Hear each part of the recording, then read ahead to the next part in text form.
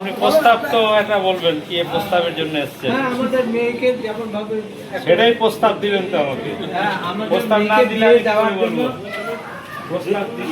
যে যা সাধারণত আপনি তো প্রস্তাব দিবেন। আমার মেয়ের বাড়ি সাথে এসেছেন সাথে তো। মেয়ের আপনি আমার বিয়ে- বাড়িতে এসেছেন যে খাতা হ্যাঁ, কলমের প্রস্তাব দিন, মেয়েকে তারপরে তো দান করার সময় যা যা দরকার আমরা তাই। তাহলে আপনি প্রস্তাব দিবেন তো আমাকে। হ্যাঁ, এই তো- আপনি কেন এসেছেন? মেয়ে দিবেন, প্রস্তাব দিবেন তো? হ্যাঁ, যে আমি আপনার যে মেয়েটা আজকে দিব। তো আপনারা সব ঠিকঠাক করে নিয়েছেন।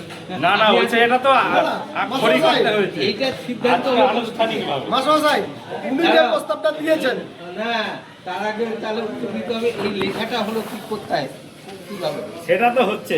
তাহলে কি করবেন? তার মানে এর আগে সব সিদ্ধান্ত হয়ে গেছে এটা আপনার। ফার্স্ট পার্ট, সেকেন্ড পার্ট যেটা হয়েছে এটা তারা আপনাদের সব সিদ্ধান্ত হয়ে গেছে।